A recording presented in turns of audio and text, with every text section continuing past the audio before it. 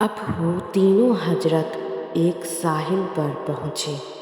بہت کوشش کی کہ کوئی ناؤ انہیں دریا کے اس پار چھوڑ دے، مگر ان کے پاس درہم و دینار نہ تھا، لہٰذا قیمت نہ ملنے کی وجہ سے کسی نے بھی انہیں اس پار نہیں پہنچایا۔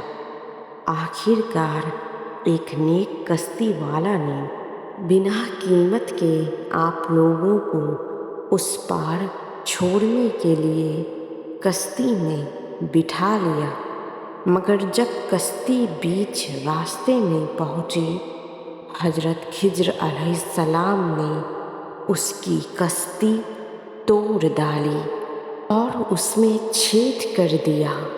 یہ دیکھ کر حضرت موسیٰ علیہ السلام سے صبر نہ ہوا اور آپ نے ان سے کہہ دیا کہ ایک تو کوئی ہمیں اس پر چھوڑنے کو تیار نہ تھا، ایک اللہ کے بندے نے ہم پر احسان کیا اور آپ نے اس کی کشتی توڑ دی۔ اس پر حضرت خضر علیہ السلام بولے کہ میں نے پہلے ہی کہا تھا کہ تم ہمارے ساتھ نہیں رہ سکو گے۔ فوراً حضرت موسیٰ علیہ السلام نے معافی مانگی اور آگے سے ایسا نہ کرنے کا وعدہ کیا۔ پھر تینوں حضرت آگے بڑھے۔ ایک جگہ کچھ لڑکے کھیل رہے تھے، اس میں ایک لڑکا جو سب میں حسین تھا، جس کا نام جیسور یا جانباتور تھا۔ حضرت خضر علیہ السلام نے اس کو قتل کر دیا۔ آپ نے سامنے ایک مظلوم کا قتل ہوتے دیکھ حضرت موسیٰ علیہ السلام سے ضبط نہ ہو سکا اور آپ غصے میں پھر بول پڑے کہ آپ نے جان کو قتل کر ڈالا۔ حضرت خضر علیہ السلام نے انہیں ان کی بات یاد دلائی تو اس پر انہوں نے معذرت چاہی کہ ایک اور موقع دے دیجیے کہ اگر اب کی بار میں نے کچھ کہا تو پھر مجھے اپنے سے جدا کر دیجیے گا۔ حضرت خضر علیہ السلام نے ان کی بات مان لی اور سبھی پھر آگے بڑھ چلے۔ پھر تینوں ایک بستی میں پہنچے جہاں کسی نے بھی ان کی مہمان نوازی نہیں کی۔ دن بھر بھوکے پیاسے پورے گاؤں میں چکر کاٹتے رہے۔ تھک ہار کر شام کو بستی سے چلنے لگے اور جب گاؤں کے باہر پہنچے تو حضرت خضر علیہ السلام نے دیکھا کہ ایک مکان کی دیوار گری جاتی ہے۔ آپ فوراً وہاں پہنچے اور پوری محنت سے اس گرتی ہوئی دیوار کی مرمت کی اور اسے سیدھی کر دی اور ان سے کوئی اجرت بھی نہیں لی۔ اس پر حضرت موسیٰ علیہ السلام پھر سے بولے کہ جس بستی والوں نے ہمارے لیے کچھ بھی نہیں کیا، آپ نے انہیں بغیر اجرت لیے ان کی دیوار صحیح کر دی، کم سے کم اجرت تو لے لیتے۔ اب حضرت خضر علیہ السلام بولے کہ تمہارا اجر پورا ہو چکا ہے، اب تم ہمارے ساتھ نہیں رہ سکتے، مگر جاتے جاتے ان تینوں کی باطنی حالات بھی سنتے جاؤ۔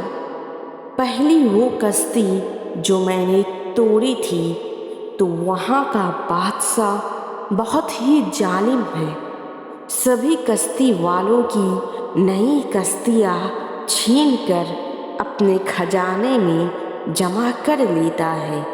اگر میں اس غریب کی کشتی نہ توڑتا تو اس کی کشتی بھی اس سے چھن جاتی اور اس پر رزق کی قلت آ جاتی، لہٰذا جو احسان اس نے ہم پر کیا تھا کہ بغیر اجرت لیے دریا کو پار کرنے کا، یہ اسی احسان کا بدلہ تھا کہ کشتی تو وہ پھر سے درست کر ہی لے گا۔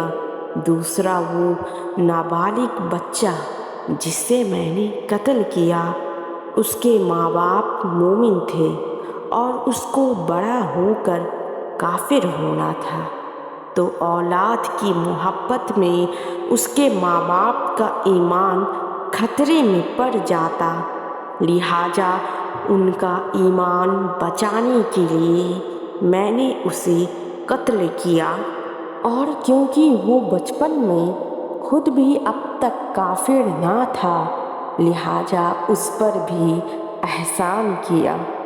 اور تیسری یہ دیوار جو میں نے درست کی، تو یہ گھر 2 یتیم بچوں کا ہے۔ اس دیوار کے نیچے ان کے باپ نے جو کہ نیک آدمی تھا، ان کے لیے کچھ روپیہ پیسہ چھوڑا ہے۔ اگر یہ دیوار گر جاتی تو وہ خزانہ کھل جاتا اور گاؤں والے سب لوٹ کر لے جاتے۔